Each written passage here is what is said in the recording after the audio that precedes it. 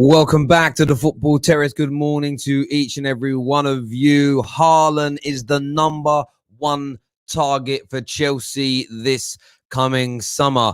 What does this mean for the future of Tammy Abraham? We know Olivier Giroud will probably be on his way out the football club. And also Timo Werner. Tuchel's coming in. Of course, he's going to have to make a mark almost instantly to keep his job. We know that. It's also been revealed it isn't an 18-month deal. Sky Sports yesterday said the deal is actually a 2.5-year deal. So it's the remainder of this season and the next two. Haaland, the number one target for Chelsea. Secondly, we want to speak a bit more about Man City this morning. Of course, we were covering the Arsenal game last night, so we didn't go and delve into too much detail in relation to Man City, but they are on fire. But why are their fans so triggered and angry at us here at the Football Terrace? We're going to delve into that in more detail.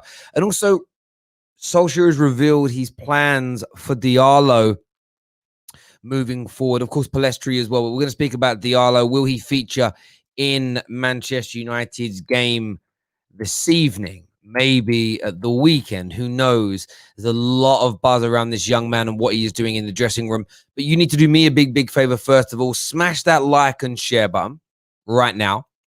If you're watching on Facebook, share this on your timeline. Like it. If you're watching on YouTube, same thing. Hit the like button. Share it in your Facebook page. Share it in your Instagram groups. Share it in your WhatsApps and on your Twitters. Let's get out there. We want your views and opinions. We're going to open up the lines for you to phone up and have your say in a moment. But Haaland to Chelsea is the big move that the club will be going for this forthcoming summer to try and bolster their squads and go on this title charge that Roman, of course, wants. We're going to speak Manchester City. So if you want to come on and give your opinion on them, are they favourites for the title? But why are their fans so triggered? And we're going to delve into that in a little while. And finally, Diallo's plans, plus a smattering of other smattering. I'm not too sure what the expression is.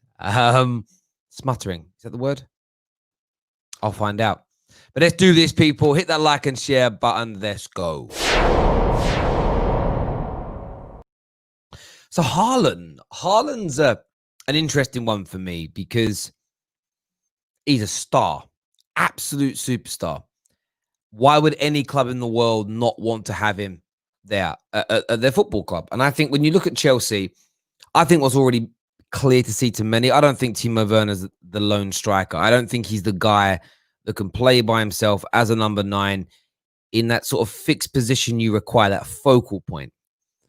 I don't think that's him. I think he prefers to play off of a striker and drift left, drift wide, drift deep. We saw in a few games recently where he's been played on paper what looks more like a 10 role, but it's a second striker role.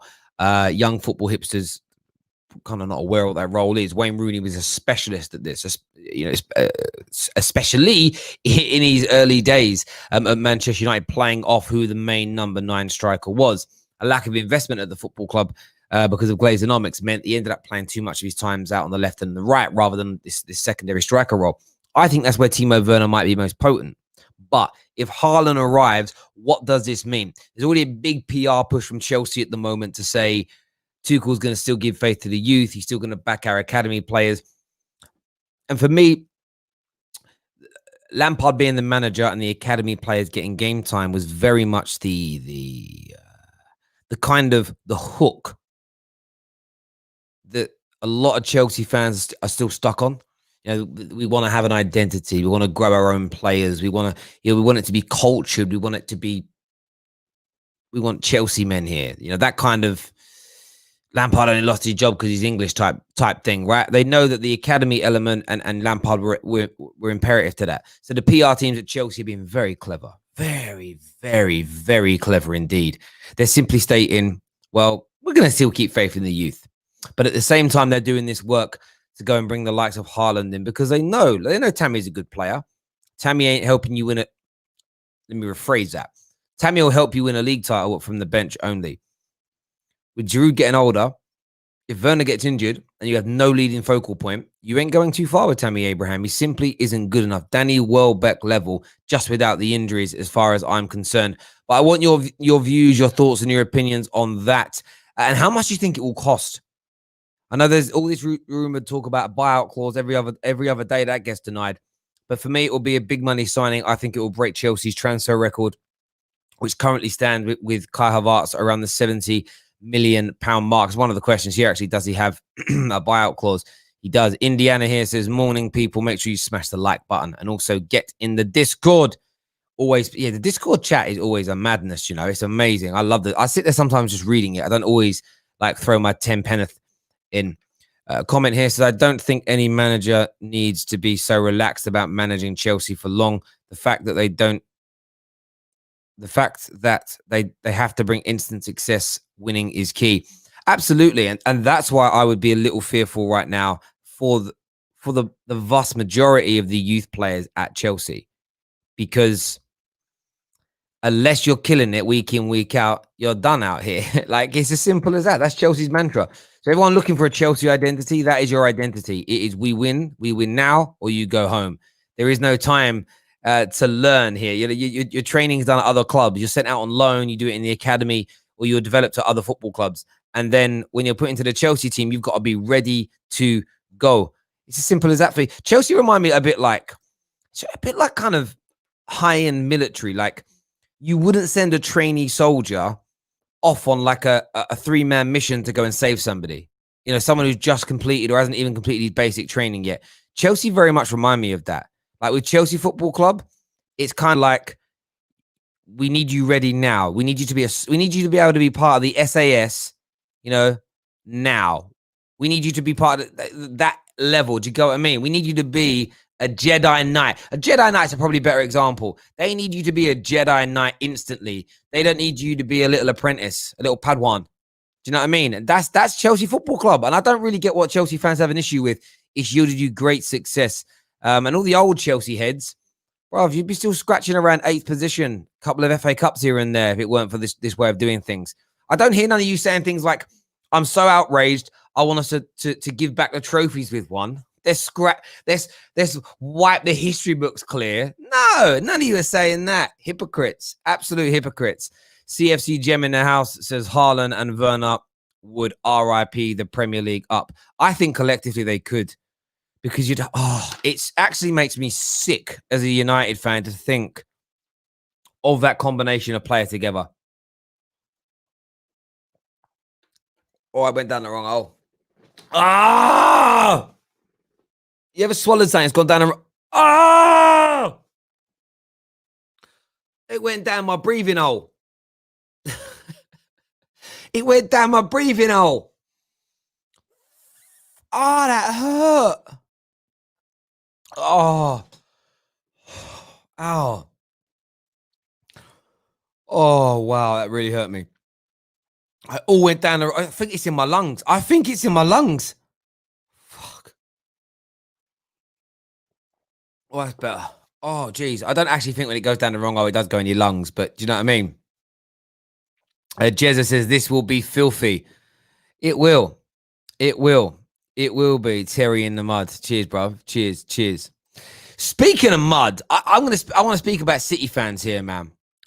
I got to speak about City fans here. So there's this dude who I'd never heard of before. I think his name is something Fernandez, Blue Wolf _09, right? Big YouTube following. He's taken a clip, right? So he's taken a clip from our show the other night that we did. And the show the other night, morning, David, how are you? I'm good. Yeah. So a show the other night after City's game, in the context and the sort of specificity of that match, we basically said like City fans were over the top celebrating. And I made a point and I stand by it. I sort of felt like maybe the kind of growing international fan base, a bit pulling on what Igal had said to us, that, you know what, when he was growing up in Canada, like watching FA Cup and League Cup games was almost impossible. So their kind of affinity and understanding of the competition is somewhat lost on them, because it wasn't like the Premier League that was a product pumped down their throats. But I just like, this guy tweeted that Cancelo is the best fullback in the league. I don't really mind. He kind of said, don't debate me, debate your nan, all this. I don't really care. I think Cancelo is a very good fullback. I think it's debatable. This season, he could be the best in the league in terms of form. But is he the best in the league? Look, I think Robertson and Trent, I think Chilwell, as examples, Tierney, all these individuals get a say in this. So it is a debate, but cool. My point was to these City fans, you beat Cheltenham, and you beat Cheltenham, and your response to it was like, "Oh my God, did you see what happened? We made those 3 subs, and we blew them away." And I'm thinking, League 2 Cheltenham, bruv. Like it's. It's I don't get the gassing of it. I'm sort of thinking, this is my point. I was like, do they understand how lowly a team Cheltenham are?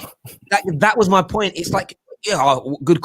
Like for me, it's look, I'm glad Cancelo come on because he's class. Helped us get over the line because that was a struggle. That's the response. Not told you he's the best in the world, bruv. That was the response. And I'll just put it out right. And this guy. So he's like basically says, come out, ask me to come outside and whatever. And I'm sort of like, I don't really get it. I don't really understand what it is. So I've been this, and then the guy from Esteemed Company, I love his first line of his response to it. I do know who he is, by the way, Stephen. I do know. I watch your channel. I'm a subscriber of your channel. He says, I don't know who these are, but I think it's fair to say they probably barely have ever watched Cancelo. So firstly, I know you know who we are at the Football Terrace. Like, I know you know. Like, I know you know, right? But it's more, again, my comment wasn't about not watching Cancelo. It was and it wasn't, if you listen to the actual clip, the guy cut it very well. I'm talking about the over exasperated. You can't. It's like me gassing my team off after beating Morecambe that like a couple of weeks ago. It's like, say you're a Mason Mount fan, you do think he's the best in the, actually, who's really good at Chelsea that everyone agrees is really good. Chilwell. We all know Chilwell's good. If Chilwell like came on as a sub against Morecambe and set up the winning goal after you struggled, and you were like, "See, I told you he's the best in the league," it'd be like, "Nah, bro." That is it. At that moment, it's wrong. Anyway, I kind of responded and just basically explained myself, right? But the City fans have come out. They're like looking, and I have liked a few of our own tweets, and it's mainly because I want to refer back to it later. And oh my God, they like their own tweets. They're this. That who the F is this guy? Like they're all getting mental at me and kicking off, and I'm enjoying it because I'm like, I haven't really said anything horrible, and this is the point I'm making here, right? So there was a comment that someone replied to me, and my giddy gosh, I was like, there we go, right? So I responded with, I said good. So my first response was this: I said, "Good evening." I said, actually, I'll put it on the screen. It's probably easier. Everyone can see what I'm saying out loud. Then because this is. You know, like when people are arguing with you, but then they prove your point within one sentence. Well, I felt they did anyway, right? So I said, good evening. I said, nobody is denying his brilliance. The context of this clip was we felt City fans in our stream were overpraising a poor performance against Cheltenham, and that tweet, amongst others, seemed rather peculiar. Nobody is stupid. I meant to write enough there to deny his quality. I'm stupid enough to not write properly because I'm dyslexic. I said, good night. And then this guy, Martin's like, wait, 2 clarifications, please. Like we're in court, right? Like we're in a court of law. And he's like, do you agree that he's the best right back or not? Like, I don't know. I've already said I think he's brilliant. I don't think outright now we can say he's the best in the league. And then he said, and 2, did you think this is the point. Did you think our 3 subs against Cheltenham had a bad game? Not like I'm like sort of no, and actually no, it wasn't even him. It wasn't him. That one I responded to. This is it. Yeah. And then the second reply was, because I'm pretty confident that most City fans will happily admit the starting 11 were bad. And after these subs came on, our team was a different animal. And that's my point. Saying that, well, we were a different animal. It's Cheltenham. That's the point. Like, you should be a different animal. And that was literally, and we go on to have a little bit more of an exchange and everything else. And he calls me out again, talking about how he's good and he's really, and I'm like, key point is it was a League 2 team. The praise is overkill. And they're not having it. Delete your account, learn how to speak. And that's because of it, because I say things like brother and stuff. It's like, yeah, cool. It's a madness. Like for me, they've proven everything I've said absolutely right in that little foray. It's like we were a different animal when he came on. Yeah, they're League 2. No, I tell you, it's like I've been getting messages on Instagram like, "Oh, what are you gonna do if Mason Mount starts with Thomas every game with Thomas Tuchel?" And I'm like, well, if he does exactly what I want him to do, which is contribute loads of goals, not only will it prove my point of Mason wasn't doing enough as in he wasn't contributing enough, but it will also prove the point of Tuchel's a better manager than Lampard is getting more out of him. So either way, like I'm right. So I don't know what you guys are gonna do about it. It's quite simply. It's just like again. Cheltenham. It's again when it's like us after Luton when you were trying to gas us. So I was just there like, it's Luton Town. You can't sit there and be like, listen to this other guy.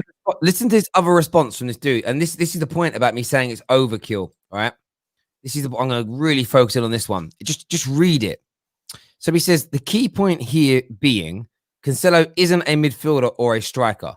He is a fullback who changed their game on its head and was involved in 2 goals in 5 minutes.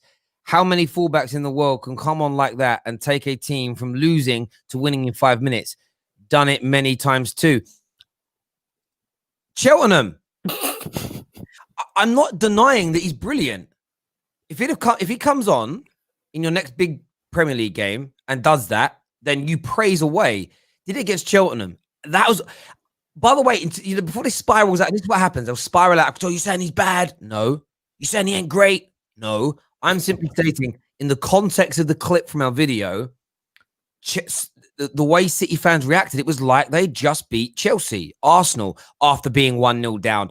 It was Cheltenham. Every other big club, every other fan base of a big club in England would have been like, happy we won, but that performance overall was really poor. Well done to the subs. They did change the game when they came on, and they did what everybody else should have done. Do you get where I'm coming from? It's like the overpraise of it. Like, I've never seen Man United beat a League One, League Two team, and everybody like, oh my God, we've got the best players in the world, bro.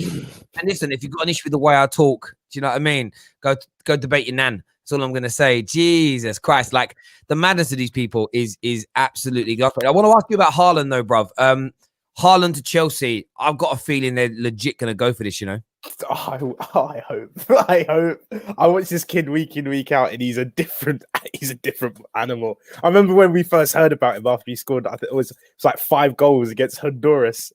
And then he got his move to Salzburg, and then he was banging in hat tricks. And yeah, it's ridiculous. And the thing is, with him in the team, it's like suddenly you've got to focus so much attention onto him that it creates more space for Werner, so Werner can have that dodgy touch and still be in that position where he can. You know what I mean, he suddenly has an extra 2 or 3 yards.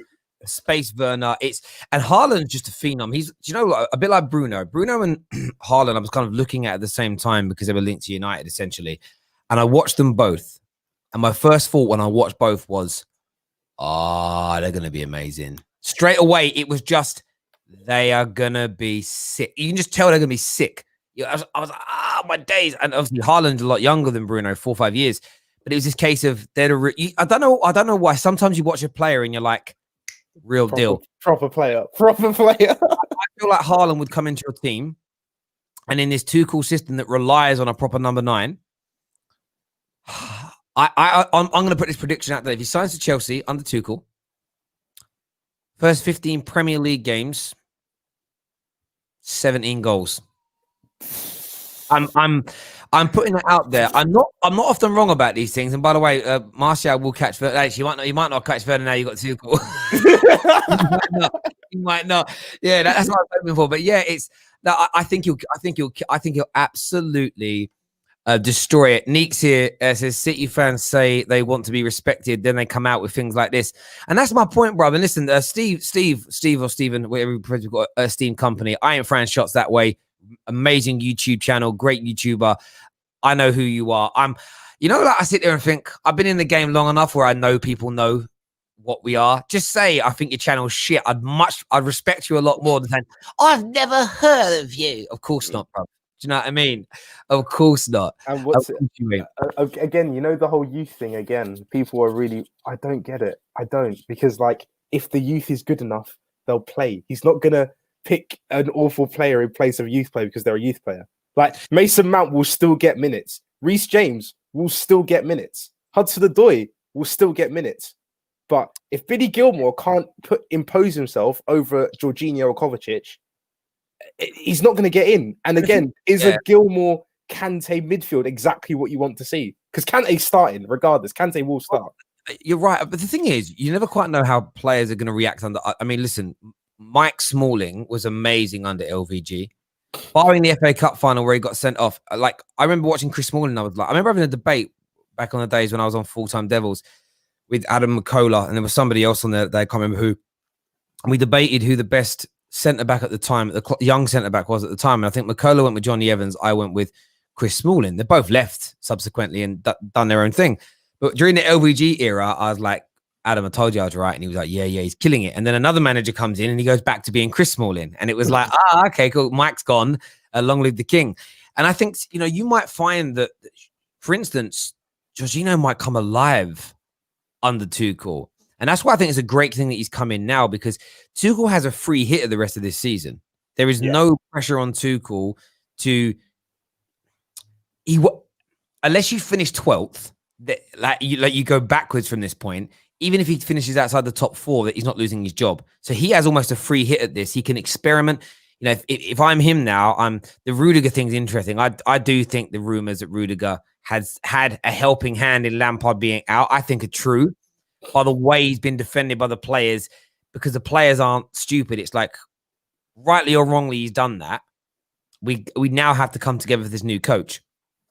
And Tuchel can be smart. I'd be going up to all the disgruntled players and he's going to give them all a chance. So there'll be players out there that Chelsea fans don't want to see in their team. Most of them are going to get an opportunity under him. But Tuchel doing that is part of the man management, right? He has to come out and show everybody that I'm not going to ostracize and disrespect like some of you felt the previous manager did. Alonso's going to get a few games. He's going to get some opportunities in matches to play. Jorginho is going to be given another chance in those holding midfield roles, I would say. That way, if they don't perform for him, he can politely say, look, you're not part of my plans. Nobody's going to be disgruntled because there's an element of, okay, well, at least he gave him a chance. And that's why I think some managers go wrong when they come into a club, right? You 4 are the ones the previous manager said were knobheads, so I'm going to get rid of you as well. So I think Tuchel will handle it well. And Chelsea always tend to get a bounce when a new manager comes in. So I actually think you'll go back and make top 4 from this point. Tuchel's system and styles too.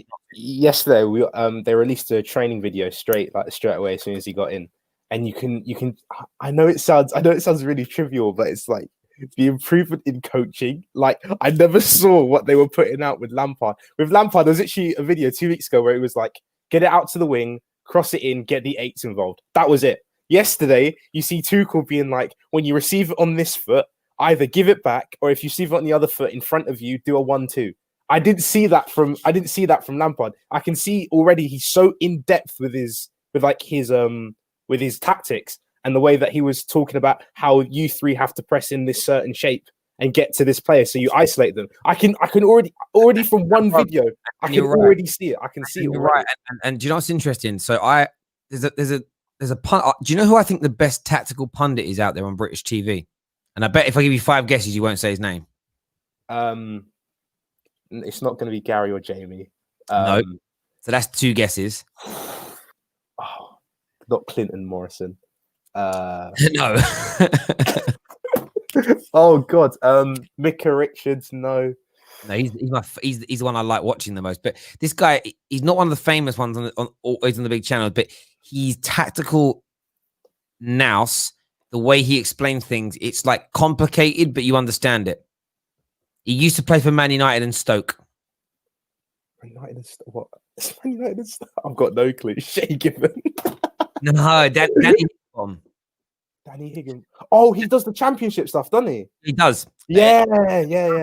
Things, and if you watch him, so the point is sometimes you see a Lampard, you see a Scholes, or you'll see a sort of a Shearer. You think, well, they were the better players. They're going to understand football more. Sometimes you listen to people that are not as fashionable. And I'm not saying Tuchel isn't as fashionable here, but given the point, I think Darren Fletcher's a bit like this as well. When you hear him speak about, I've watched shows where Darren Fletcher talks about the tactical breakdowns of things, and it's just, he uses lots of words, but they make sense. It isn't just, you got to get it out wide and whip it in the box. That's sort of like an Ali McCoy's commentary type of thing. Get it out wide and whip it in. That's a fan comment, and it's true. But it isn't as, it's one of these, I always find football such a weird nuance. It is as simple as that, but when you're actually being coached, you need more than that. Does that make sense? In terms of, are you whipping it? But it could just be, you need to lean back more. You got to not have as much follow through on your boot. Take an extra touch. What you need to be is 3 or 4 yards further forward. Because I don't know, your cross is curling, but if you're 2 yards further, I don't know. I'm not a football coach, but there might be these nuanced ways. When I watch some people coach, even what they're saying is too basic. It's like, no, they actually need coaching. So when I used to fight and do my sport, the coaching was really intricate at times. It was like minuscule little things he needed working on, and maybe we just haven't seen that from Lampard. But I don't know. I kind of feel like yes, Jazz and Dave playing in the background and says, "Go on, boys, run."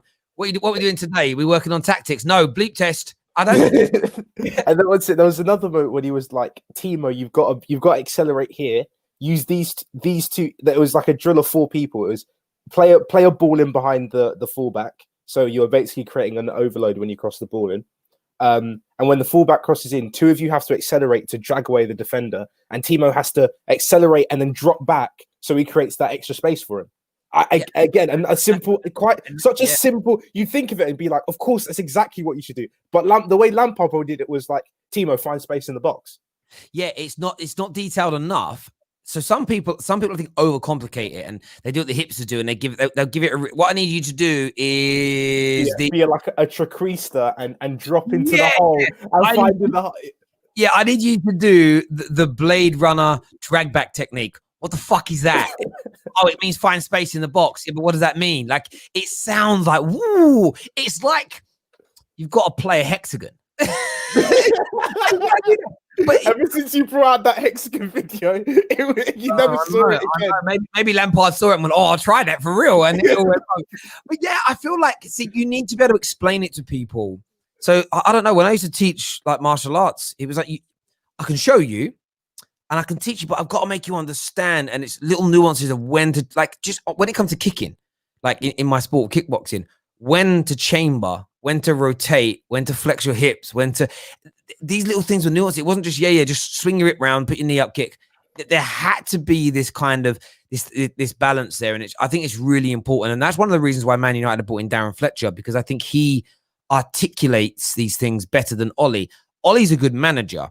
I don't necessarily think he's and good tactician. I don't think he's necessarily a great coach. Ferguson wasn't a great coach in terms of running coaching sessions, but what he did, he surrounded himself with that. I think Tuchel's the other end of that spectrum, where he's a great coach. There's question marks about his management. So my point would be to everybody, well, maybe him and Chelsea should work together and bring in a good assistant who is a brilliant man manager. And you know who you had that for years with the late great Ray Wilkins. Ray Wilkins was an amazing man manager, and he did a lot of that work when he was the number 2 at the club, and let the coach and focus on that. And I think it's just about getting balance right. Like, you don't need, very rarely do you have a manager who's a brilliant man manager, a brilliant sort of tactician, and a wonderful coach at the same time. Having all 3 of those things is a rarity, in my opinion, and managers need to have individuals around to help. We're going to open up the lines, though, for you guys to come on and have your say. We're going to share the link in the Discord server right about now. We're going to have a little chat about Diallo as well, who is himself, supposedly a big plan for him. I think the big plan is he's going to get played. I think that's what it is. It's big plan. Where the media did it today, they're like, there's a big. So what was the headline I read today? I read it out now. It says, Ole Gunnar Solskjaer has confirmed there is a big plan in the mist. In the mist, bruv. In the mist. And United fans will get their first glimpse of MAJOR Diallo in competitive action soon, but it will be a little longer for fellow teenager Palastri. He says, both youth players, I don't care about any of that. I want to get to what he actually said, right? He said there's been quite a few clubs interested in Palastri, blah, blah, blah, blah, blah. No disrespect. He says, a man is different. He's different. He's a different kind of player. That's what he said. He didn't sing it like that, but there we go. He said different. He's only come in and he's training in a different scenario. What that means in code is he is levels above Palestri, bruv. He's in the first team actually in the training. Yeah, if Ollie were like me, he would. This is what I would have said. Ahmad is different gravy, bruv. Come in and he is killing it in training already. He ain't no youth player. He is a first teamer and he's ready to light up the Prem. That's what he said. But he's sort of a PR trained, media trained, press trained, Norwegian Manc accent is what he said. But it won't be long until I can bring him into the squad. What it means is I am absolutely buzzing my tits off and I can't wait to unleash him on the world. He's a proper player. Top man. Yeah, he's a boy. The reason that he hasn't put him in the squad yet is he hasn't found a nickname for him yet. He's working out how he calls him Rashi. He's like, I've got to find a Rashi name for him. Do you know what I mean? Call him like Didi or something. Yeah, it'd be like, yeah, Didi started. But you know what's mad? The mob will love that. Oh, I called him Didi. It's a bit like chicken fans calling Chilwell Chili Bee. Like when I hear it, do you know how much it makes me cringe? It makes my arsehole pushes out and my kidneys fall out of my body. It's the worst thing is as well, it's like even the admins on it as well. So it's like Chili Bee in the when it was snowing, it was like Chili Bee ice cold in the snow, and you were just like, I know, bruv. I hear it and I'm just like, oh, it's so bad. But you know what? We'll just bask in it and have a bubble. Do you know what I mean? But honestly, it's like it made me cringe so bad, like my kidneys fell out my arsehole. It was awful, bruv. All right, we're gonna go to some of our first callers here. I did see B-Man, and then B-Man disappeared. I love B-Man. Oh, B-Man, come back to us, B-Man. Oh, yeah, B-Man, you motherfucker. He might not be a motherfucker. He might be. Depends. I mean, in a good way. Right, hit the like and share button, people. Let's do this right about now. Big Ben.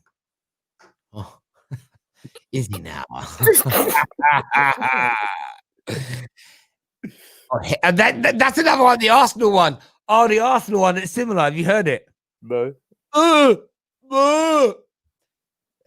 They call the model. They call the vegan model Hecky B. Oh, Hecky B.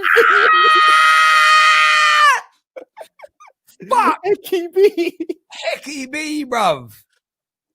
That is ridiculous.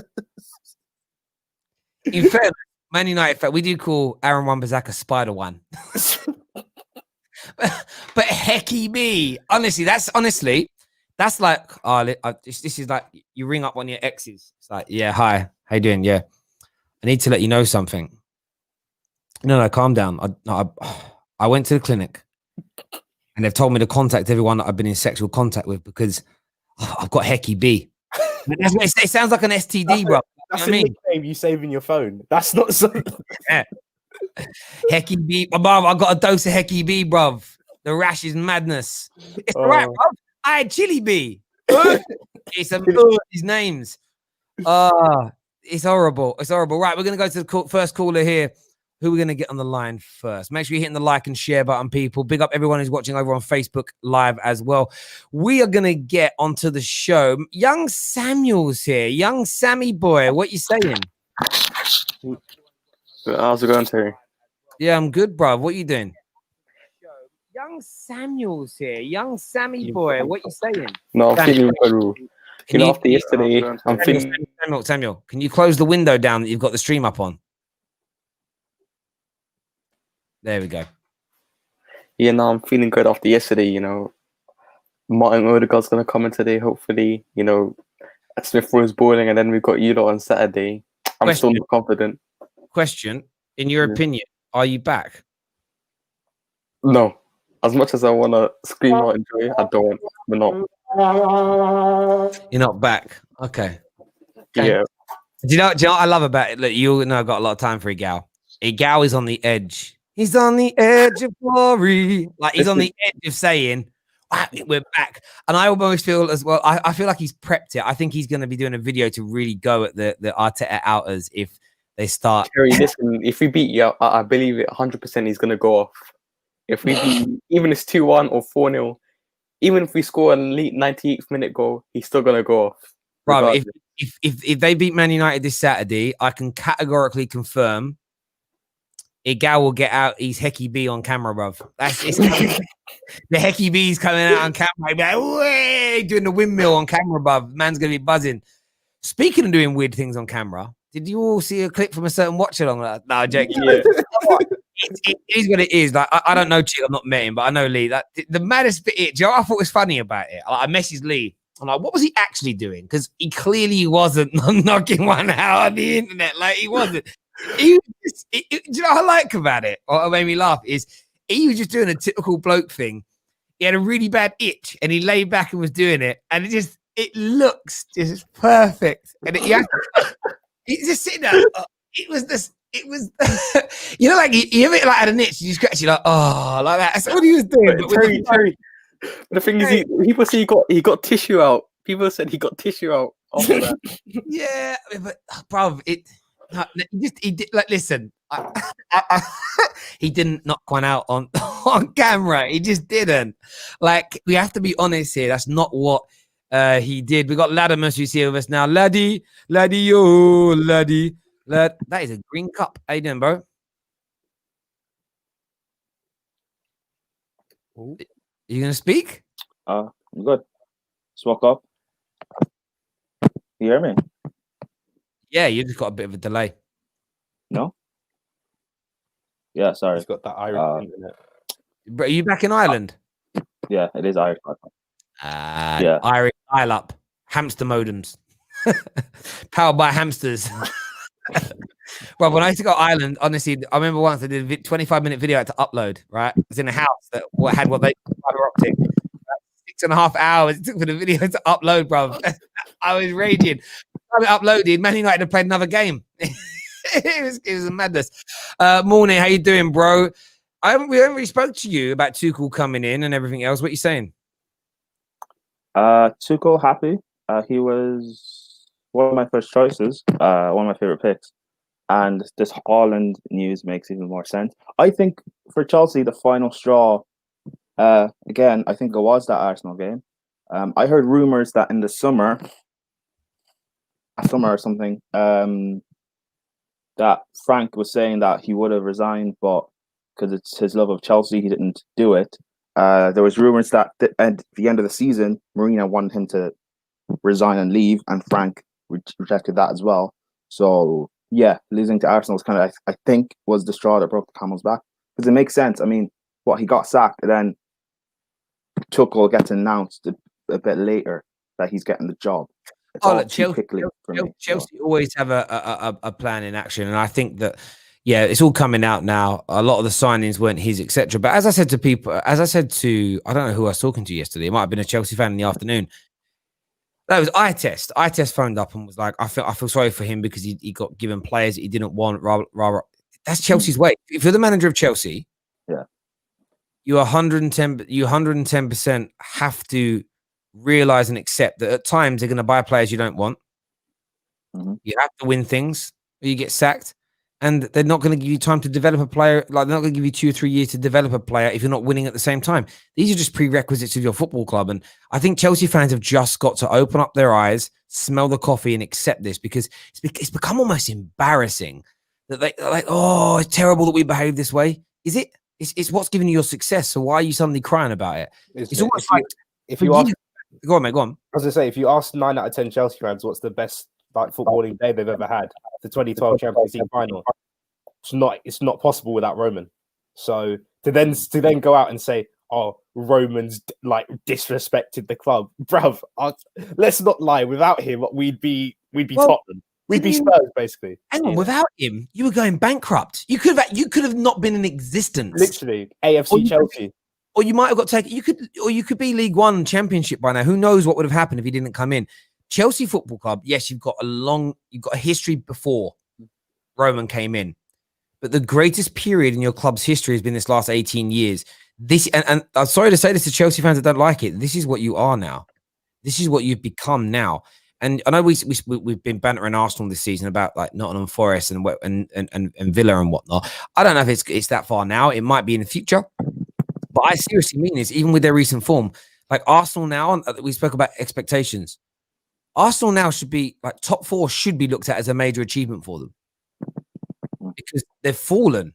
And this is what happens. Chelsea, you're a top mid-table team before Roman came in that was struggling financially, and he made you champions. He made your club what you are. He has made you a global success. And I think to disregard that, because and the thing is, if Tuchel gets treated like this same man won't be so loud. Man won't be so loud. So I don't even believe what they're saying either. I think it's more just a case of my favorite manager got ousted and I wanted him here still. It's as simple as that for me. We're going to add some callers in now. Cam's with us. Cam, what you saying, mate? Morning. Morning, everyone. I am seeing Chelsea fans with smiles on their faces for the first time since last year, blood. Yeah, I've got a serious question, though, yeah? I've got a serious question, though, yeah? Are Chelsea winning tonight?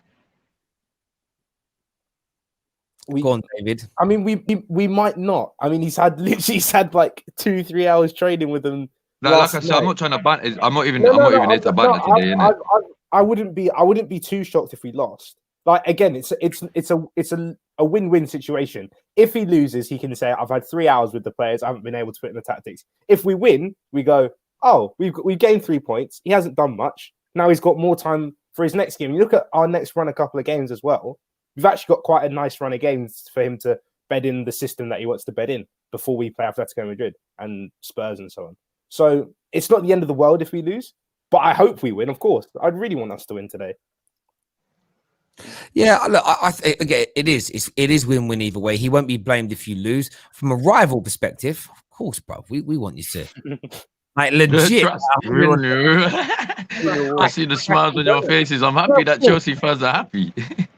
You want it to kind of go that way, and you want it to sort of go like no rival wants it to. I feel a bit sorry for Tuchel. I like Tuchel as a manager, the same way as I always liked Jurgen Klopp. But then he became Liverpool manager, and it was like, right, but now I need you and want you to fail because you've become a rival. You're challenging me now, if that makes sense. And yeah, it's going to be it's going to be a real interesting one in my opinion. What's going to happen in the coming weeks and whatnot. I think it's going to be, as I say, it's going to be intriguing to see if he can turn things around and whatnot. But I think he will. The Chelsea squad has too many top players in it for it not to turn around. And then, as you say, whenever a manager gets sacked, information comes out. We don't quite know what the issues were. I think it is they signed players he didn't want and didn't give him players that he felt was needed to make his system come alive. So that kind of explains why things, maybe the season started off okay, but then over time when the relationships with players broke down and frustrations came in, it all fell apart, and it was sort of irreversible. That should also be that should be a positive in one respect to Chelsea fans that, it wasn't actually the tactics and it was just a breakdown in relationship. It isn't that the players are not good enough. It was the overall mess at the club. That's now been fixed. Tuchel comes in. If the likes of Havertz and Werner now come alive and turn up, pray for our rivals. Is what's No. Pray for Arsenal. That is the equivalent of Ollie's. Monster will be saying pray for our rivals. That is the equivalent of Ollie's. Pray for Arsenal. Do not do that. that is trust the process. Bad vibes. Touche at the wheel. Touche at the wheel, as you say. No. There we go. Listen, Cam, Samuel, thank you both for coming on and having your say, you gooners. And we'll chat you later on in the week when we preview Man United versus Arsenal. Cheers, boys. Thank you very, very much indeed. Cheers, Samiyad. Next up on the show, the link, by the way, is on the Discord server. So get yourselves out there. We're talking Haaland to Chelsea. We're talking about Diallo's plan at United. And why are City fans so true? We're going to talk City next, actually, before we go to our next caller. We know City are in great form. I'm going to go to David on this. Do you think that they're going to kind of hit those? They can't probably reach the points total because they started the season slowly. But do you think they're about to hit that same kind of rich vein of form that saw them go back to back? I think they're going to win the league. I think they just are. But again, I've accepted it. I wasn't putting us in a title race. I've accepted that they're going to win. I think they're the best team right now. I think John Stones has moved Laporte out of Man City's team. Laporte's now a bench player. How many teams would Laporte start for right now in the Premier League? All other 19. Like their backup team can. Yeah, who else is starting over Laporte? It's ridiculous. I don't rate Laporte like everyone else was spoke at. No, but even still, like you're telling you go through two centre backs. Every team has two centre backs. You're telling me right now you wouldn't take a Laporte. What are you telling me? Every team with everyone fit? No, I'm saying as of today, as of today, the 27th of January, every single team in the league would take Laporte as a centre back. Oh yeah, well obviously he would start for Liverpool, who are Liverpool the best team in the country. Obviously he would start for Liverpool, but again, I'm saying with everyone fit, he doesn't start for Liverpool. Does he start for Man United? No, because I think Bailly and Maguire are a better partnership. Yes, he does. Okay, that's by the by. So you think? So you're saying Laporte is not as good as Joe Gomez? No, I'm saying the partnership. Joe Gomez and Van Dijk worked as a partnership. Do you know what you're doing there? You're pulling a Hancock, bro. You're pulling a very political answer. It's like because the flip side to that is you don't know how good the partnership between Laporte and Van Dijk could be. Because if he's a better defender, that defensive partnership could be immense, couldn't it? Would you take if you're a Liverpool manager right now and you got the chance to bring in Laporte? Yeah. Would you not take the risk that Laporte and the fit Van Dijk could be the best partnership in the country, or would you just keep Gomez because it works very well? I'd keep Gomez because I know it's a title-winning partnership. But again, there are better centre backs out there I can get other than Laporte. Like I don't think Laporte is world class. Who's better than him in your opinion? Who's better than him is world class? You mean that would be available or just in general? No. You said there's people better. So who do you think's better?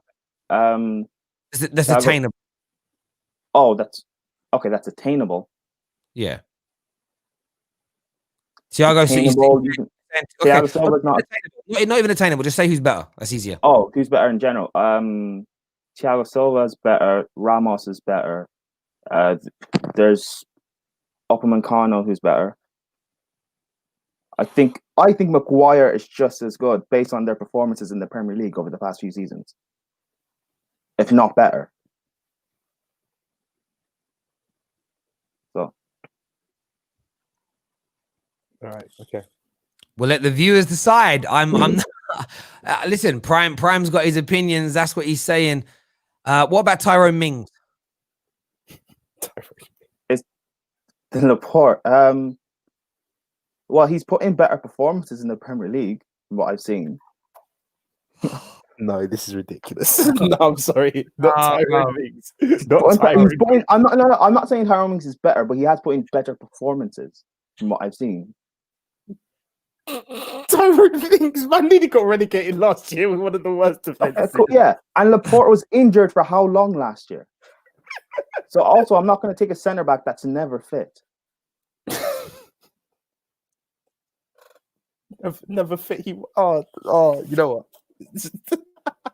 Tyrone Mings. Is all right. Is Laporte better than Stones or Diaz? Probably, but there's a reason why he's not starting, and Diaz and Stones have a partnership right now. Fair enough. But Tyrone Mings, that one's got me. Tyrone Mings. What about Ben Mee and Tarkowski? Would you break that partnership up for Laporte? For Laporte to play in the Burnley team, you mean? Yeah. You break that partnership up though, which is immense. Yeah, but Laporte is then playing in the Burnley team. Of course, yes. Oh, no, I wouldn't, because that partnership works. So if you're Sean Dyche is his advisor, and you've got the opportunity to sign Laporte for Burnley, you say no because Ben Mee and Tarkowski are better because their partnership works. I know that. Okay, fine. Does Laporte have the attributes to play in that Burnley side?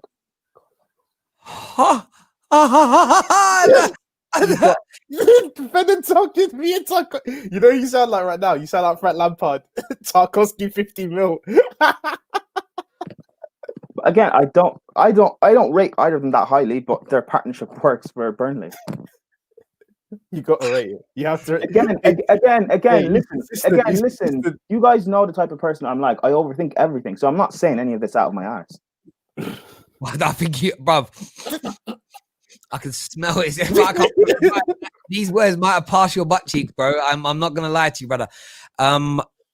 Listen, the viewers can make their mind up. Laporte cannot get into the Burnley team according to Laddie Murs, Ladder Murs, Prime Ladder Murs, Laddie Murs. Madness, absolute madness. We're gonna get Chucky on the line here. Chucky, welcome back to the Terrace, bro. Yo. Good morning, you man. Morning. Man like Prime doesn't think Laporte could get into the Burnley team. Yeah, you know what? To be honest, he's got a point because Burnley are a man. Shut up, bro. What do you mean, Laporte can't get to the Burnley team? What the hell are you on, bro? Were you drinking a bit too much last night? The hangover's got you thinking a bit different. No, are you serious, bro? No, seriously, are you serious? I said in terms of the context of the question was Laporte coming into that Burnley team. No. Laporte going into that Burnley team might be their captain. Okay, but you're saying that. You're thinking of, is he a better player than both of them? Yes, fine, okay. But in terms of the partnership and what works, I'm gonna take and trust what works instead of just taking one person out and adding in a better player. A better player doesn't automatically mean that it's going to function or work better. Sometimes you just have to take what's functional and what you know and trust. It's like all right, Man United, for example. Yeah. There's a reason why McTominay and Fred are your double pivot, and it works when you play in big, difficult games. Right? As opposed to people, or as opposed to United fans who would always say, why don't you just play Bruno and Pogba and then you put in Fred or you put in Van Dijk? There's a reason why it was McTominay and Fred, and that was because Pogba was injured and had COVID. But now Pogba's fit. It's not quite the case. We're now changing it because we got a better, more experienced player. And when you have a better, experienced player in your squad, you should fire at more cylinders in a sense, which gives your forward line the access to then move forward and play in their positions more effectively rather than coming back and covering positions. So I understand what you're trying to say, but come on, this is Burnley and this is Laporte we're talking about, man. There's levels to this, and he would more than improve that team. He'll most likely be their captain. You're talking about experience. Does Laporte have the experience and know-how and nous to play how Burnley play? Laporte has the experience and nous to play in any sort of but first of all, he's not like he's a tricky forward, you know what I mean? He's quite solid. He's got the experience and the nous and the know-how to play in that system, yes, or any system in any team in the Premier League is my belief. Do you think Laporte is world class? World class, not quite world class, no. Okay. But heads and heels and class above everyone at Burnley in his position. Do you know what I would say is this, Prime, is your point about the Fred and Scotty pivot. I actually think for particular games, it's the right combination to use. I do, because the way they work and they shield the back line. But if we had an opportunity to replace Scott McTominay with Ndidi, I wouldn't say no to it. I would take the risk. I would take the small, slender risk that it would make us a worse team over the massive upside that it could make us a much better side. So on your point about on your point that you wouldn't bring him into Liverpool, I think people are like, okay, they're a title-winning centre-back partnership when both players are fit.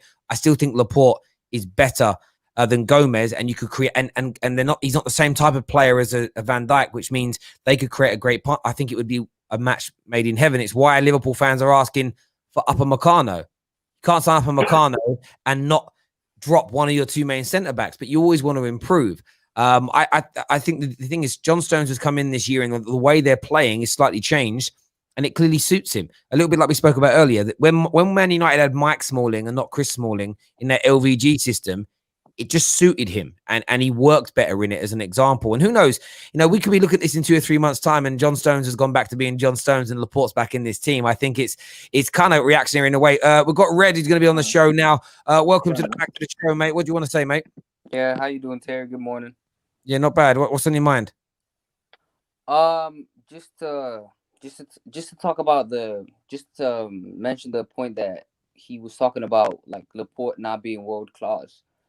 That 17-18 season, for me personally, he was one of the best center backs in the league at that moment when City won that, had an amazing season. And to say that he doesn't even get into the Burnley squad is not even Burnley squad, like first team, is just crazy for me personally. Hold on, I was shocked. This is not okay. Phil Jones or like Mustafi. Hold on, hold on. People are taking and twisting what I said. I didn't say he doesn't get into the Burnley squad. I didn't even say he's not better than Tarkowski and Mings. My point was the partnership and what works. Also, you say 17-18 season. One season does not define and make you world class. If he's not still doing it now, then he's not still world class. What about the 2 seasons? Fine. The Burnley thing. If I'm wrong on that, I'll concede on that Burnley point. But I still don't think Laporte is world class. Yeah, I'm not saying he's world class. I'm just saying that to make a point, like especially specifically to choose a Burnley squad, I think that's way too low. I Well, think I no, well, I didn't choose that. Chelsea's Terry squad asked me the right now. question, and I just answered based on partnership. Hey, that's your opinion. I have no problem with your opinion, man. Yeah. I'm just saying that, in my opinion, I think he's probably like better than most defenders that's in the league right now, still being out I can injured. name you better defenders in the league, Like, name me one. or just as good. Who? I can name you better, if not just as good, defenders in the league. Like, Then don't say who? Tarkowski. Sorry, then who? We're still talking about Laporte, aren't we? Yeah. Why? So name better Okay. defenders. Name outright better centre backs than him, please. When everyone is fit, yeah, because Laporte is also injury prone. We're not talking about them Okay. when they're hospital. All right. Well, Van Dijk is obvious. Van Dijk is obviously. There's Thiago Silva, who's better than him. Harry Maguire, I think, is just as good. Bailly, who is just as good. No. Johnny Evans. Johnny Evans. Johnny Evans. I'm dead. Johnny Evans. Hey. Oh, whoa. Hey, let him finish. Let him finish. I would say, yeah. Let him finish. I would say Johnny Evans. That is probably about it. I think Joe Gomez is a bit of a tear down, but again, Joe Gomez has that potential to fulfill. So The irony is you haven't actually named the two centre backs that are in front of him at Man City. So do you think John Stones is better than Laporte?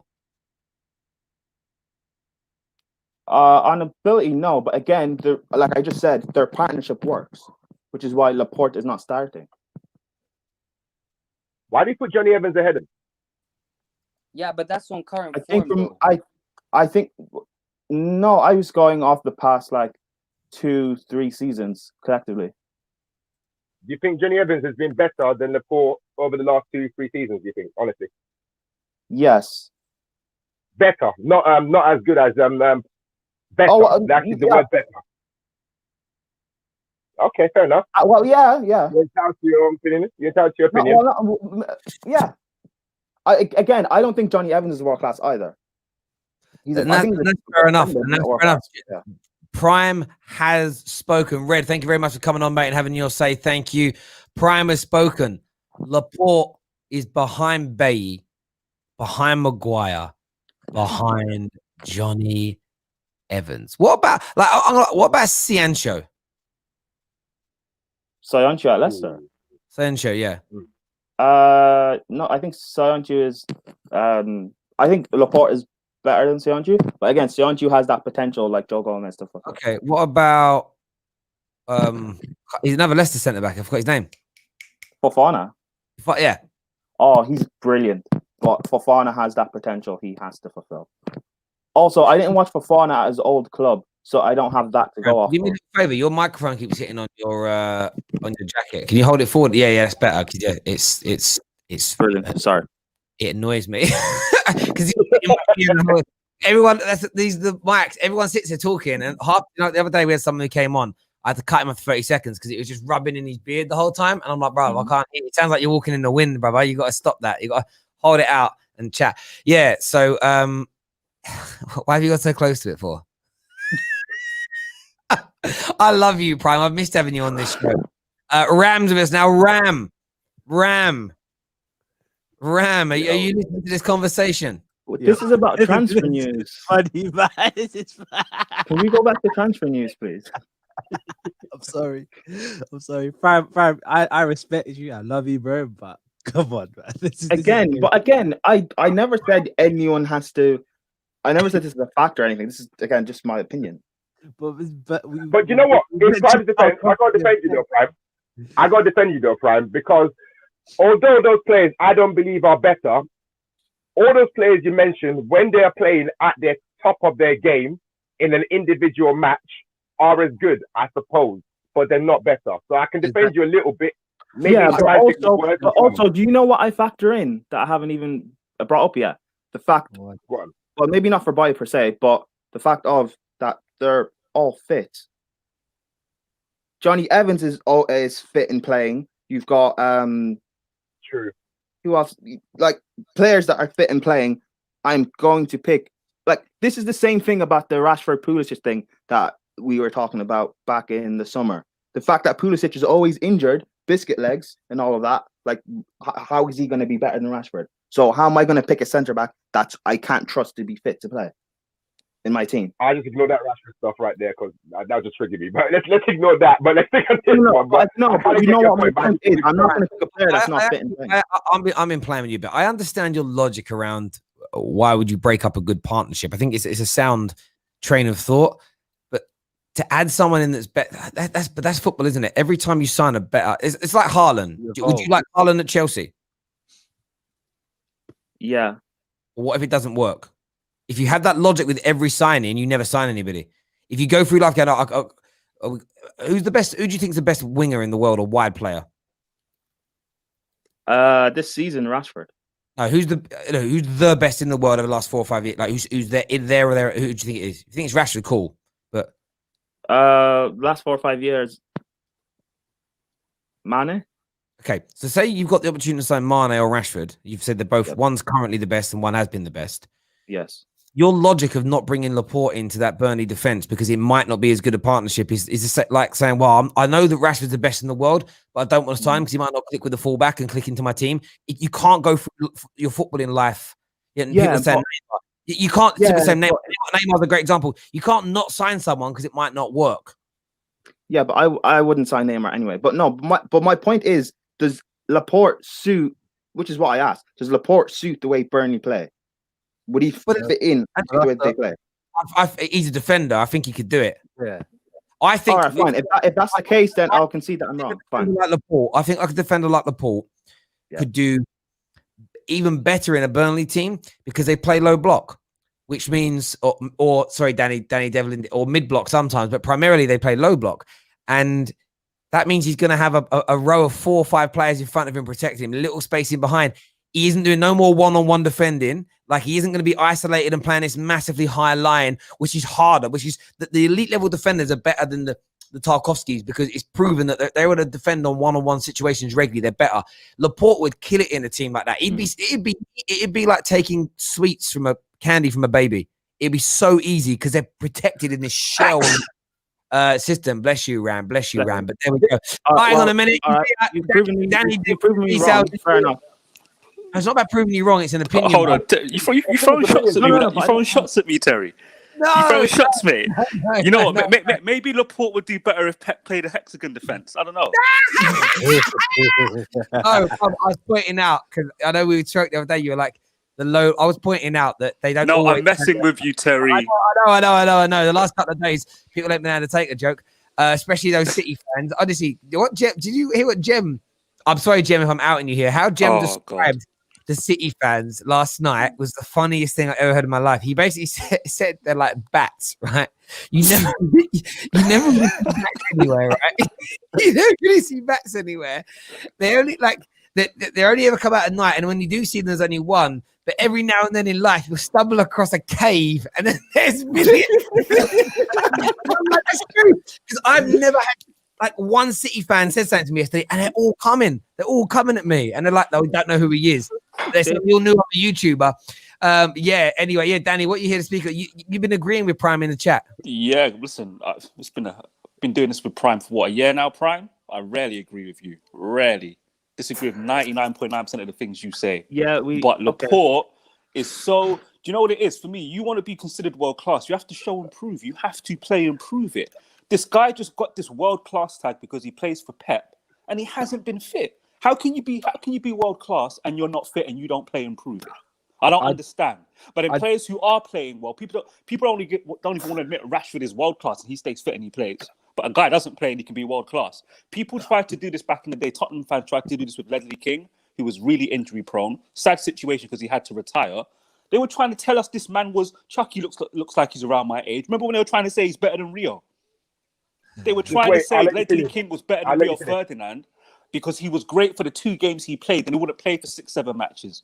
And it's like, no, you have to show and prove to be world class. Unless you, for me, and not only that, you have, first of all, if you have a 2 to 3 year period where you're fit, you prove you're world class, then you're injury prone, that's cool. I can say you're world class because you had a 3 year period of being fit. He hasn't had that. I've had arguments with people on Twitter about this when I don't put him in my top 5. I'm like, because he doesn't play And to be honest, one thing I can't stand, when defenders make mistakes and no one talks about them or no one even examines them, that's when I know, one, City's a small club, nobody wants to talk about their players like that. But, when I think about how shocking he was against Tottenham, who was it? Was it Ajax? There was a Champions League game, Tottenham. When Tottenham got to the Champions League final, he had a shocking performance. If that was an English centre, if that was John Stones having Laporte's performance, nobody would forget it. Nobody would forget it. And these are the things I cannot stand. And you know what, Prime, I have to salute you on this one because people disrespect you. Sorry, Terry. You put Johnny Evans in there. People laughed in the chat. Why are you laughing? So Johnny Evans been performing, and that's funny. I'm not saying he's better than Laporte, but when people laugh at a centre back that's Danny, bro. You guys, Danny, bro. Yeah. Johnny Evans is good, yeah, but man will happily concede a pen when we need it, fam. That's the thing about Johnny Evans. He will have those shocking moments that defenders have. You talk about not highlighting defenders' mistakes. No, KJ, you're right. Bro. You're right. I hear you, my bro, but people laughing like Johnny Evans is a top defender. I know you're used to mocking him. He's a good defender. Can I jump in 1 second? 1 second. First of all, Johnny Evans is a top defender, despite anyone's personal opinions. The point where you were making earlier on about Johnny Evans is definitely valid. If you look at the Premier League, the clean sheet record, which is going to back up your point you made earlier on, though. If you look at the Premier League clean sheet record, the record that went on for absolutely ages, Rio Ferdinand and Vidic were in and out injured. Johnny Evans covered one side. The other will come back in. Johnny Evans would then cover the other side, and he was there throughout, and that was in his young days. And that was him showing glimpses of class there. I'm not saying world class, but definitely world class form then, which he then took on into his further careers, did what he did at Leicester, obviously, and he's showing that form consistently. Okay, that's first of all. Second of all, class is not based on fitness.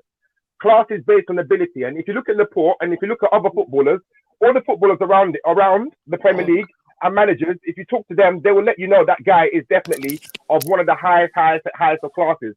Ledley King was undoubtedly world class, but his knees couldn't take it.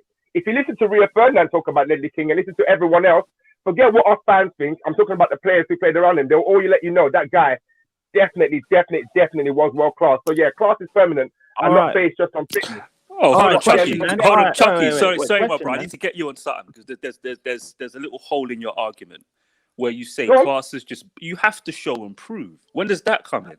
It can't be based on talent because we don't let wingers get away with that. You can't be a world class winger just because you can dribble. You have to deliver. I didn't say talent. You just said class. Yeah, class. And you missed out the word. But you missed out the word world class. So is Laporte world class, even though he hasn't shown and proved? He hasn't actually proven it. World class, tiltering on them. But then if we're gonna go by that analogy and we look at the Premier League, then we have one world class defender in the Premier League. Okay, Chucky, let me explain something. Okay, Chucky, wait. KJ, I have to make this clear. The first ever thing I did on my channel, which no one watches, I barely stream, with a goal, is we listed centre backs from this era because I think most of them are not very good. I agree. I've made this argument with Ram. Who said I agree? Ram? What? No, what? I did. I agree with you. Oh, Prime. Okay, because Ram, Ram doesn't agree with this. Liverpool fans bigging up Van Dijk. My argument was he's towering over a generation of centre backs that couldn't lace the generation of centre backs 10, 15 years ago. When Rio Ferdinand and John Terry were fighting about who's the best centre back in the world, Nesta was still around. Maldini was still around. Walter Samuel was still around. You had Ledley King in the Premier League. Jonathan Woodgate's better than most defenders in the Premier League right now. So, Chucky, you're 100% right. There is only one world-class, truly world. I'd say maybe two. I'd include Alderweireld in there with Van Dijk because I think Alderweireld's a top defender.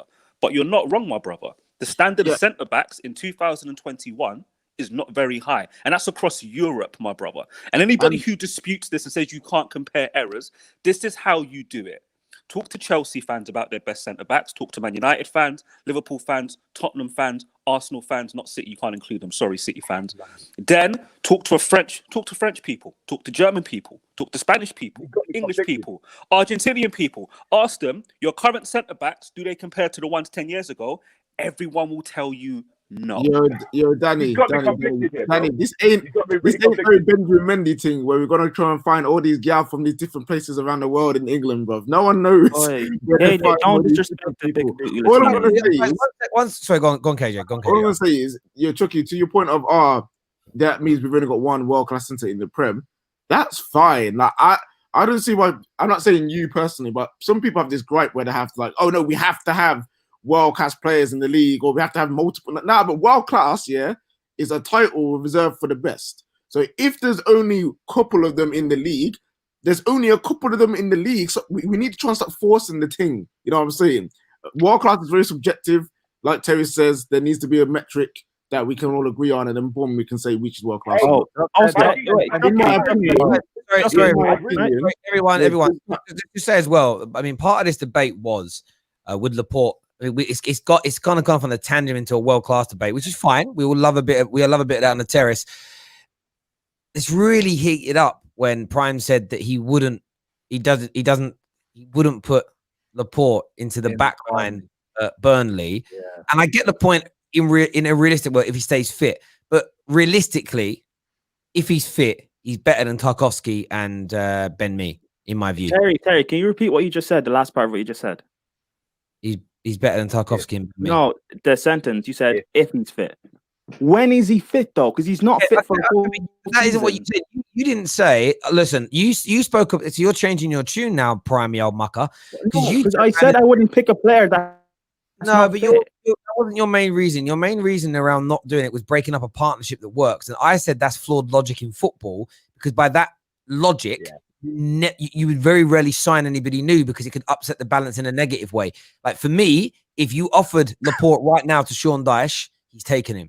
And I think most Burnley fans would be over the moon. Like they love the centre backs they've got, but to add someone better, it's there. And it's really a weird warped debate. I don't really know why are we talking about. That's one of the questions I came on to ask. Why are we talking about this when Jesse Lingard about to go to West Ham, bro? And I want to.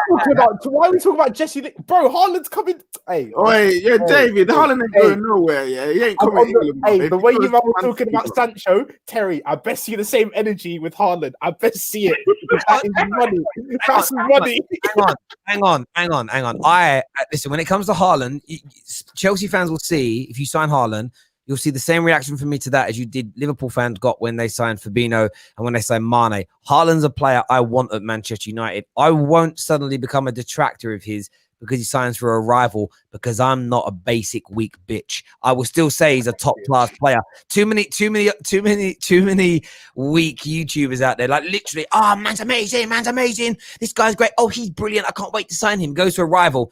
Actually, I've been watching his footage and there's all these flaws. I'm just every time.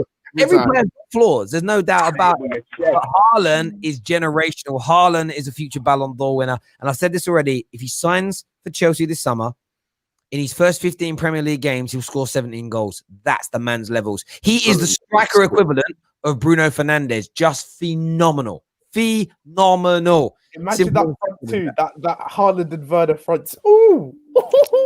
Terry, can I make my prediction on the air that I put in the group chat? Go on, Danny. So, if Man United win the league, we're making a double swoop for Haaland and Sancho, and Paul Pogba stays. That's my prediction. And if that happens, I'll make this prediction. One sec, Prime, and I'm making this. But if we do that, if we keep Pogba, sign Haaland and Jadon Sancho in the summer, we're doing the double treble. Treble 20. Why not? What, 22, yeah? For 2022, we will do the treble if we sign all those players. If we sign those two players and keep Pogba, no one's touching us, bruv. We will have one of the best goalies in the world. We'll have the best midfield in the world, the best attacking line in the midfield, and those people will carry our defense. Do you know what I mean? You'd have the ball so much and teams would be so worried. You know what I mean? Harry Maguire would be laying down with his big head. Do you know what I mean? David De Gea can just listen to his heavy metal music. Aaron Wan. If you sign Jadon Sancho, Aaron Wan-Bissaka becomes a better player overnight because we're not relying on him to be out wide crossing balls anymore. Oh, but Terry, I noticed when Jadon Sancho plays, he plays with an overlapping fullback that gives him space. That's what they sound like. You know what I love about that as well? You're right. It does happen. But when you have a Sancho that's dragging players out of position, it gives Aaron Wan-Bissaka what he needs. And when he has space on the right, he's okay. It's when you pressure him that he's not so good. So Jadon Sancho creates a space for him with that movement. It's all going to be gravy. And yeah, as you say, those hipsters are like, no. Fuck them. Fuck them, bro. Like, but there is a question mark over his attitude. There is definitely a question mark over his attitude. Does Jadon Sancho have the right attitude to be in England? You know what I love about this? You guys did the clip that went out the other day, right? And it was Lee Sharp and Giggs talking about some of their antics they got up to when they were like Sancho's age. Man, these man had Fergie dragging them out of house parties, bro, right? This is not a new thing. I get the whole, like, Jadon Sancho shouldn't have gone to a party during the pandemic. And I think that's a fair thing to criticize. But players are always doing stuff like this. And in fairness to the football players, these men are being tested 4 or 5 times a week. Like, it's a lot safer for them to do it than it is for us guys to meet up somewhere. Right? Massive claim in the chat. Massive claim in the chat. Oh, hope you guys know that Cho is better than Sancho. God, Dave. God, Dave. Are you so sure? Right. Also, speaking of things from the chat, as we were talking about that top class, world class discussion, Pogba. World class in the discussion. Yeah, world class, hands down. No, there we go. Prime, I want to say something. Okay, why is he world class? I've just realized in Prime why he wears sunglasses inside. The colors and the brightness in that room is a madness, bruv. That's why that's green, gold, yellow, and what that thing on the wall that looks like Joseph's technical dream coat. It's a madness. Anyway, yeah, Paul Pogba, bruv. What are we saying? Why is he world class? Why is he world class? Yep. No, he asked why is he world class? My question is to you, why is he not? Performance and consistency. Performance has been very good over the last few years. If you actually watch Paul Pogba, and consistency. I do, KJ. You know I love Paul Pogba. Yeah, I know. You do. That's why I'm asking you why you got your glasses on and actually start watching him, bro. You got that. You know about Paul Pogba. You know that his performances more time are more good than bad, but people like to make it like it's the other way around. His performances are more good than bad. No. I'm not. No. See, you said good performances. A good performance does not make you world class. No, but you said consistency. So you need to have. Mate, have you seen how garbage my team has been? Consistently world class. Then, Prime. Let me say this. Let me just say this to you. There is no player. Maybe you could argue Messi and Ronaldo have done this in the last 10 years, but actually, if you watch their games, the amount of times both of them have had fairly quiet games, but got winning and match-winning goals, the performance wasn't always there, and that's been the same for every footballer since the dawn of time. Paul Pogba, see the patches on right now where he is 10 out of 10. He's absolutely scintillating. And that doesn't mean he doesn't have mistakes in games. Again, even, you think back to your favorite performances from your favorite players. If you go back and watch those games again, you'll notice misplaced passes, miscontrols. It's normal, right? People live in this utopian world where a perfect performance is literally everything goes right. It's an absolute load of old BS. But he's always had patches in seasons where he's out of this world. And then he's always had patches in seasons where he's been good. The problem is Man United was so inconsistent.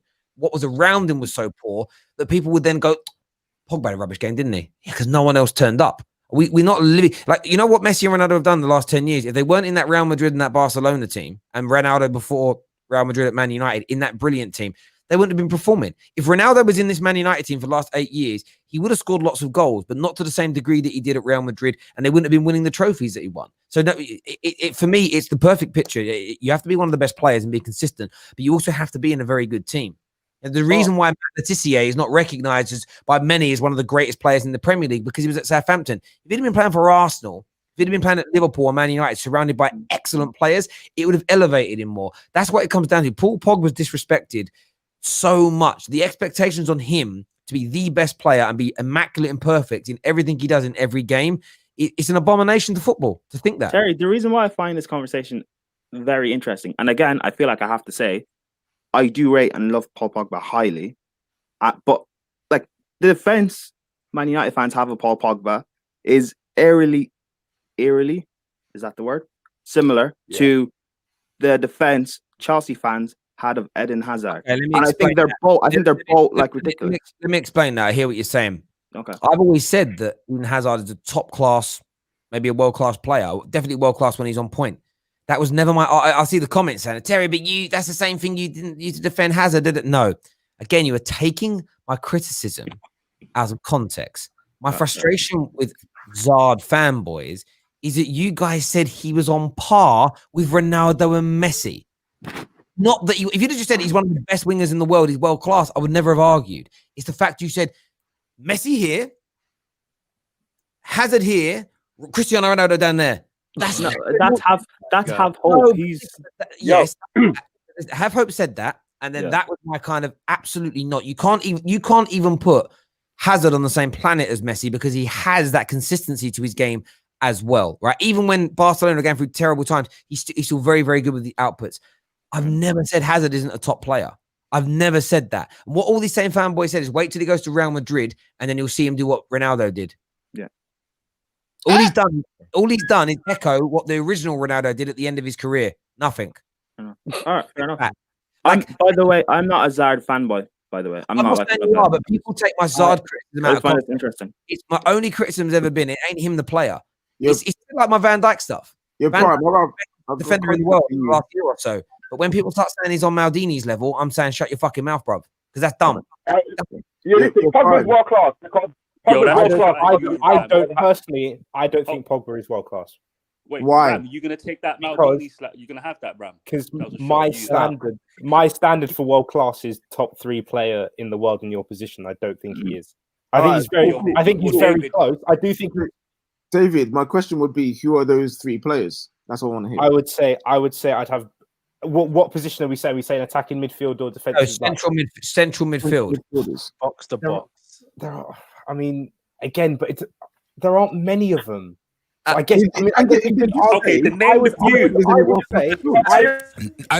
I promise. Like, and even, you don't have to have any. It's been a weird. These past few months, and knowing out. I was gonna say, right. I think he's more an attacking midfielder than a defensive midfielder. So I'd put him in with that group, and I'd say he's not better than De Bruyne, he's not better than Bruno, and I don't think he's better than Thomas Muller. So for those 3, wow,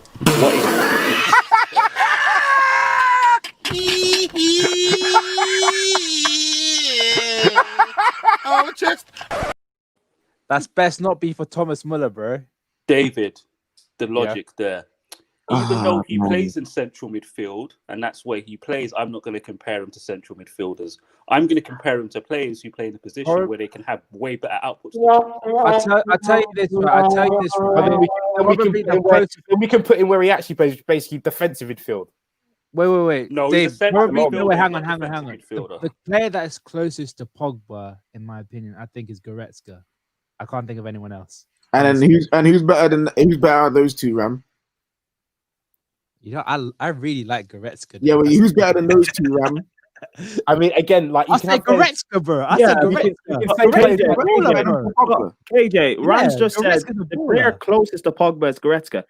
If that goes to David's point, if there aren't that many players that play in Pogba's similar role or whatever it may be, then it's kind of a moot point. It's like saying Firmino is a world-class false 9, but there aren't that many false 9s to judge. Yeah, exactly. Like, by your criteria. Yeah, go bro. By your criteria, you said top 3 in that position in the world makes you world class, and you struggle to find 2.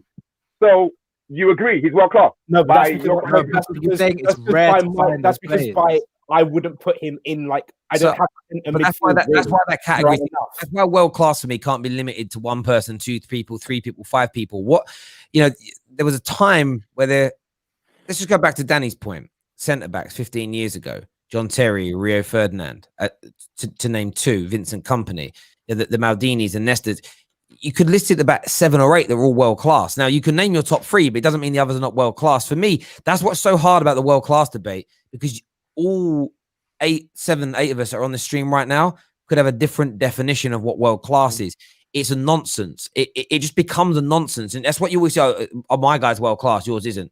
But what's your criteria compared to mine? If we're measuring different things, we can't ever agree. It becomes the way you do it is you have to look at particular things. What someone's won, someone's longevity, someone's consistency, and consistency has to be based upon their outputs. You have to have something tangible. That's where eye test merchants annoy me, because it's like, no, I'm basing it on what I like, though, bruv.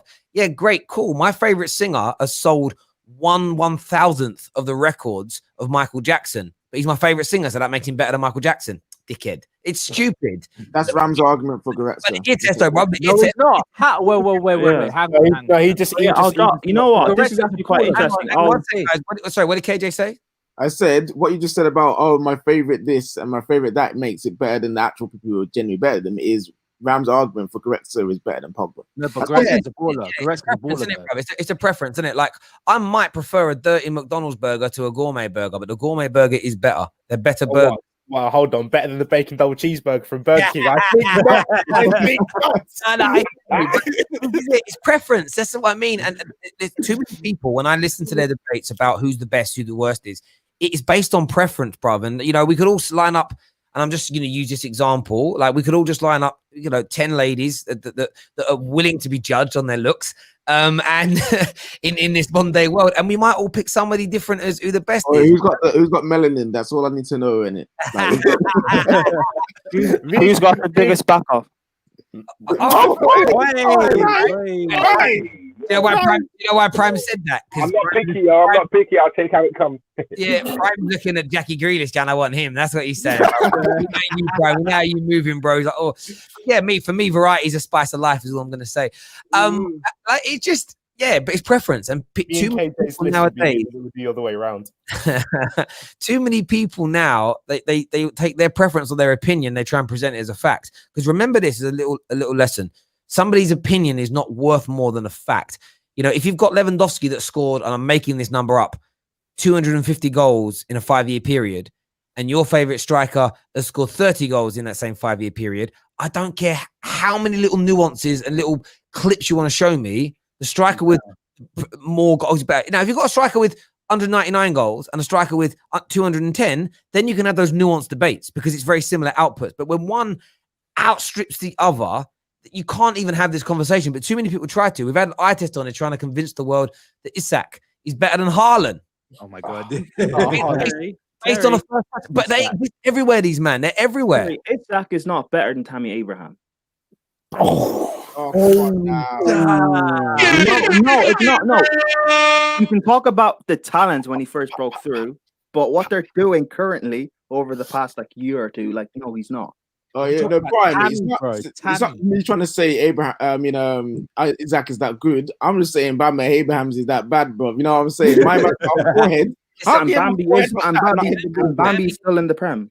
Bambi Abraham is, for me, he's Danny Welbeck without the injuries. Yeah. If Danny Welbeck hadn't got injured, that's the levels he's at. And by the way, that's cool for a squad player. Like, Tammy can stay there. He'll play Carabao Cup. He'll come on in the last 10 minutes of games. Do you know what I mean? He's Danny Welbeck. Welbeck. Imagine Haaland and Werner, and then Tammy Abraham is in the reserves up in Stamford Bridge, not touching the frame. It's fantastic. Because he's not touching that squad. Championship baller. How do you take your question, Dave? Like, KJ, what was your question? My question for you, Prime, was who do you consider world class? Like, what players besides Messi and Ronaldo? Players do you consider world class? I just wanted to know. What in what position? I don't care. Just any.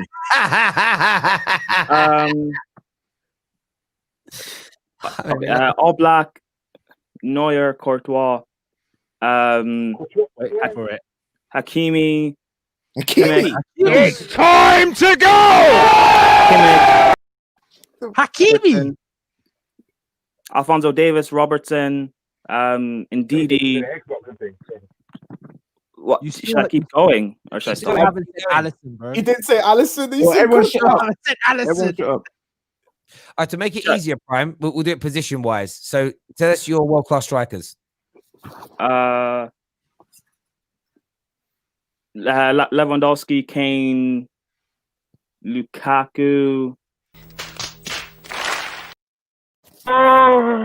Yeah, over the past year. Yeah. Didn't Lukaku back over 30 goals last season? I don't know why that's a shock. What about wide players, inside forwards and wingers? Oh wait, yeah, Haaland as well. Obviously, sorry. Yeah. What about the inside forwards and wingers? Salah, Mane, Rashford, Sancho. Neymar. No. Mbappe. Your eye test is going to help you, Prime. Wait, He's gonna Prime, press how you can you use in. the argument of Lukaku got over 30 goals last season when Neymar got what 50 goal contributions like last season and he's not world class? I don't know what Neymar's goal contributions are. So now I do, and I'm wrong. I'll include Neymar. Okay. I'll give him that. At least he back checked. At least he back checked. No, but I honestly didn't know what his numbers were. I thought they were low because yeah. And obviously always Messi and Ronaldo can go in there as well, right? Yeah, but again, I don't care. Ronaldo. They can't. You know why they can't go on world class? Because don't count. They're not. They're above. They're above. They don't count. They're in their not own world section. class. They don't count. They're far too good for that. Who would be your central midfielders? Not your attacking midfielders, but your central midfielders, bro.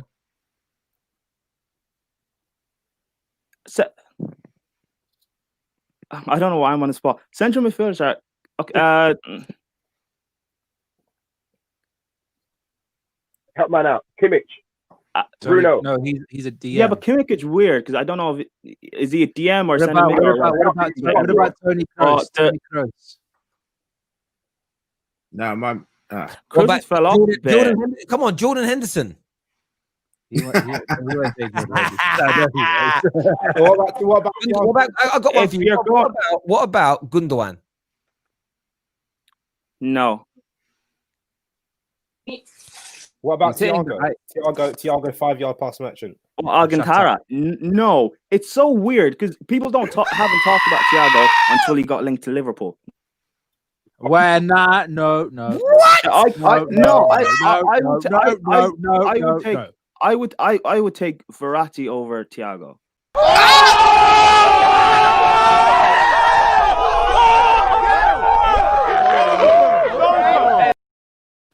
Why is this stream about Prime's unpopular opinion? Hang on. No. So you've literally just said nobody's ever spoken about Thiago Alcantara before. No, I mean this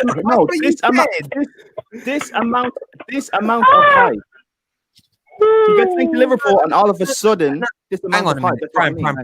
I don't know how many times a day in the last 5-6 years have you read the German newspapers and blogs, bro? Because you only seen it now because he's in England. That's where you are, brother. Yeah. That's why Thiago has been a hyped and rightfully so and a coveted player for a decade now, man. I haven't disagreed with any of that. I'm talking about all of a sudden. Yeah, but you said he's not joined Liverpool, and all of a sudden, like let's do players versus. I love Prime's logic. We're having fun with this. This is good fun. What about Genie? Hold on. What about Genie? Genie Ronaldo works well within Liverpool system, but no, I expect more from him because I've seen in the past he's produced more. Okay, so this is players versus. So Trent, Reece James. He's gonna say Reece James. Who's a more complete right back? Can I finish? Trent's out over the past like 2-3 years. Yeah, it's clear. So who is this is who you'd put in your team? You got Trent or Reece James? Are you picking? I put Trent so long as I can mitigate against his defensive deficiencies. There's always a metric. Yeah, but there is. Left back, Ben Chilwell or Robertson? Robertson. Why are you putting Chelsea and Liverpool? Okay, I'm going to move on that. Robertson or Alphonso Davies? Alphonso Davies. Okay, centre back wise. All right, we're going centre backs here. Van Dijk or Ruben Diaz? Van Dijk. Tarkowski or Laporte?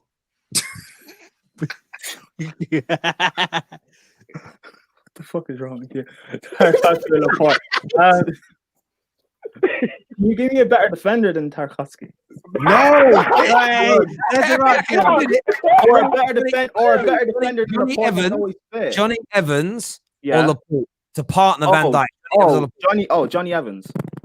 Gee, that's the Irish connection there. In goal, you got 3 choices here. Make it easier for you. Well, okay, Irish, but David De Gea, Alisson, or Kepa. You didn't even give me a world-class goalkeeper there, Alisson. What? Did you just say Alisson is world-class? That's blasphemy, bro. Listen, Blasphemy. Remember when I named my goalkeepers and I named top 3 in their position? Okay, we're doing midfield now. We're gonna do a double pivot, all right? On the left hand side pivot, Paul Pogba or Ndombele. Goretzka.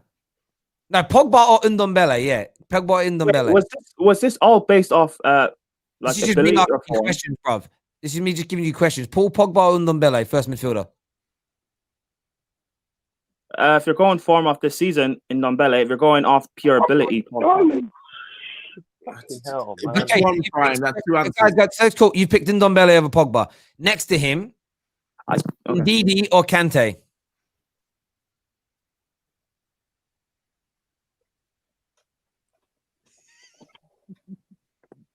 Ndidi.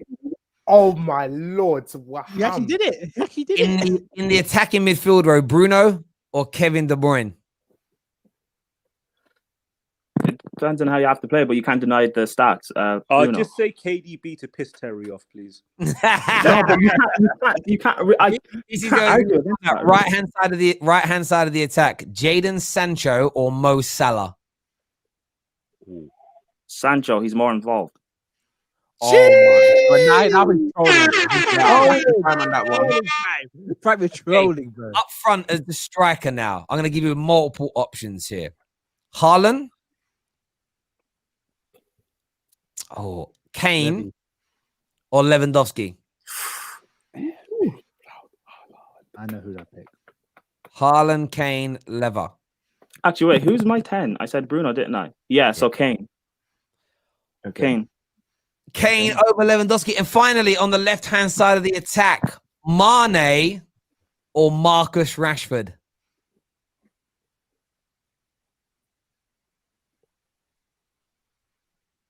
I'm just going to expect it. Is he frozen? I think he's frozen. No, he's thinking. He's thinking. No. Marcus Marcus Rashford. Yeah, I knew he was going to say that. There we go.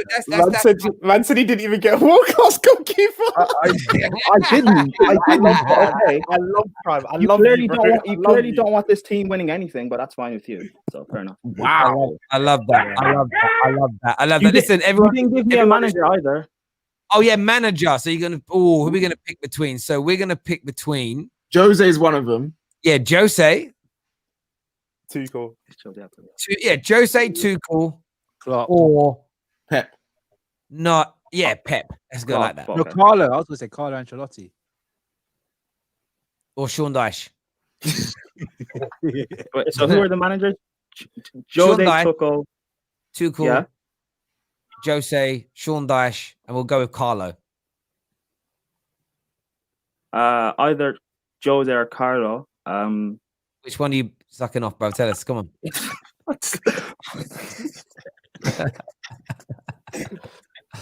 Come. I'll go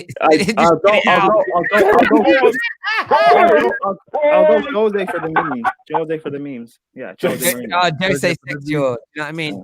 He's a Jose sexual. All right.